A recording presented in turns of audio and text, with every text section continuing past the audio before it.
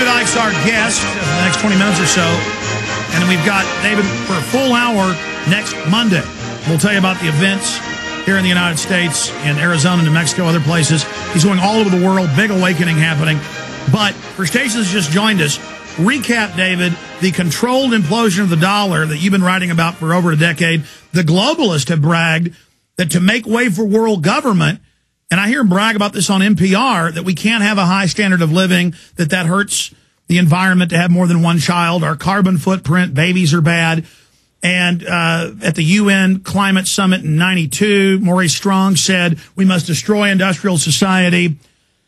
So they always said they wanted to have a fiat banking system, get everybody so in debt that there's more debt than there is real tangible assets in the world. And now they've got conservatively, according to economists we've had on, between 500 and 1,000 times more fiat debt they've made that the banks use to buy things than there are real assets in all the world at their highest value. So this is a complete fraud, a total Ponzi scheme. And here's AFP, Agency French Press. U.S. economic decline forges a new world order. Hundreds of other headlines about how good the new world order is, how America's now going to get it, how the Arabs and Russia and China are teaming up. But meanwhile, the same central banks that own them, the global controllers, they're orchestrating all this. So, David, break down the three phases you talk about, starting last year with the controlled banking implosion, stealing the $23.7 trillion, saying that it was going into the secret coffers, never spending it on the mortgages, and now where we're going from here. Yeah, well, like I say, it's planned to be in three stages, and they're becoming, blatant to crash the economy in September 2009 so that everyone sees there's a problem and there's a problem to address. So the way they address it is stage two, which is hosing trillions, staggering amounts of credit money, fiat money, at the cause of the problem, the banks. The idea being, and of course, ask the Federal Reserve, and they'll confirm it's gone into a black hole and no one knows where it's gone. That's the idea. And phase two is about emptying the barrels of governments, emptying the pockets of government, bringing an end to the credit lines of government so they have no further maneuver of response to what is coming in stage three.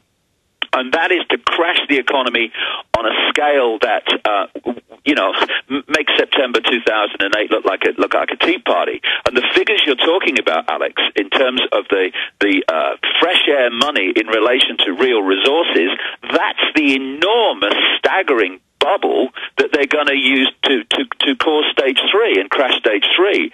And the idea is to destroy America militarily and financially, so that it is subjugated, it comes down to its knees, and then it has to go cap in hand with the beggar bowl to people like China and these other countries that are conspiring now to bring an end to America as we know it, so that and then they will do what they're told, so they will be absorbed into the world system and absorbed into the North American Union, absorbed into a new currency. This is all part of it, because it's simple. If something's working, you ain't going to justify changing it. If you want to change something, you've got to destroy it. You've got to make sure it's not working, so you open people's minds to accepting, hey, we've got no choice. That's what it's all about. And, when Britain declared war on Germany in 1939, there was 8 months when nothing happened. It became known to history as the phony war. Well, the phony war, in terms of this conspiracy, is over. We're now at a point where we're going to need to start engaging this, and with swine flu and the economy and all the rest of it, it's David, all let's coming go together. over that. The idea is to throw everything at us in a short period of time, a short period of years, to bring about this global change very quickly, because humanity is just exhausted, frightened, terrified. Do something, and that's the idea. That's why we must stay strong, and we must not be subjugated by this, and not fall to fear and give our power away as a result.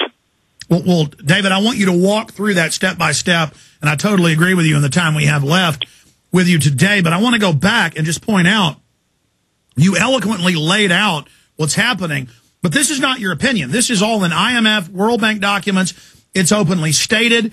We told people at the time that they would steal the tens of trillions, hoard it, use it to buy up the economy, that they were vertically integrating. They cut off credit, then they hoard the money, then they go out and buy everything up for pennies on the dollar. That's why they say it's the new economy where you're homeless or don't have a job or take a cut in pay. It's the jobless recovery because everything is gauged by the fiat money changers consolidating global power, but that's only part of it. Demonizing the U.S. and England's name worldwide with wars, putting our troops under UN control, DHS reports, demonizing gun owners, conservatives, those that don't like the New World Order or want to end the feds. Suddenly they have Stasi TV ads, spy on your neighbor. Suddenly they've enlisted, gotten the Girl Scouts to spy. Suddenly the Boy Scouts. I mean, everything, as you said, is a quickening. It has gone a quantum level leap into Maoist level hell. They are definitely launching their operation. So go through that, go through the flu, go through what David Icke sees happening, but also as the tyranny comes in like a flood, liberty is coming in, the mass awakening you're witnessing.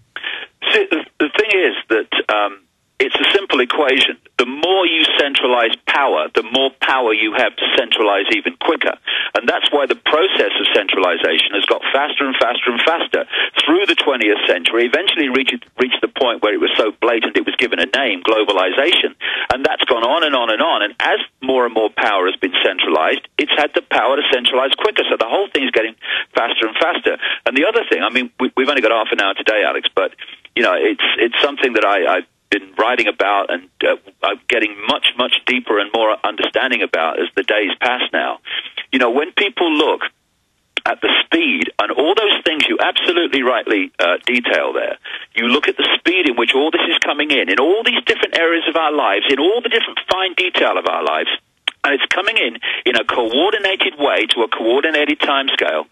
This is not people sitting around a table saying, what's our next move, guys? This is much deeper. The rabbit hole is much deeper than this, and it's in finding the source, if you like, of the rabbit hole. That's what's going to bring the system down. And we're going to do that in the next few years, no question. It is coming down. Well, David, I want to talk about that. Comes down, it's in a far less extreme state than it would otherwise be if we do nothing. David, I want you to get into that, kind of a brief overview. We'll cover it more on Monday and talk about your new book and some of the events coming up. But a point you just made about how this is coordinated. They are banning homeschooling in Australia, England, the U.S., or attempting to simultaneously with the same PR, with the word-for-word same scripts, and I see it in the local news. They are banning neighbors, including police officers, keeping each other's children, period. They are banning garage sales. They are banning people selling corner fruit stands in the countryside simultaneously worldwide. It is all admittedly coordinated by this private corporate Borg. Break that down, and what is the end game? How does the flu tie into it? Well, the way they can do this, Alex, is a simple structure. It has to be simple. It looks complex. Well, you know when it's all happening as you're talking about it now? It looks complex. How do they do this? But actually, it's a very simple structure. It's like a transnational corporation. You've got the headquarters, which is overwhelmingly in Europe, and then you've got the subsidiary companies of the headquarters in each country. Instead of corporations, although they're part of it, of course, it's secret society networks. So you've got a global secret society network with a spider at the center, overwhelmingly at operational level in old Europe. And then in each country, like the United States, you have a subsidiary network of secret societies controlled by the bloodline families, and their job is to introduce the centrally dictated global agenda in their sphere of influence by controlling that country's banking, media ownership, the corporations, the cartels, etc. And so this is how they can do it globally, as you've rightly described, this coordination. It's because in each country, these subsidiary networks of secret societies are introducing the centrally dictated agenda. So, of course, because they're all doing it, it's happening in every country at the same time. This is how it's possible. And the idea is to subjugate humanity on a scale that would make all world wince. And there's one area, Alex, that really does need a lot of focus on, because I've been seeing so much around the world at different aspects of this, and that's how the state is after our children. You know, when you look at Aldous Huxley, a member of the Fabian Society, one of these strands in the web, a major one actually, in his book Brave New World, he was talking about hatcheries, public state hatcheries to produce the children, and the children were parted from their parents. What you're seeing is change after change after change, what I call the totalitarian tiptoe, step by step by step, which is giving the state more and more control and influence over our children and taking it more and more away from our parents. So when Obama came out, outrageously in the last week or so,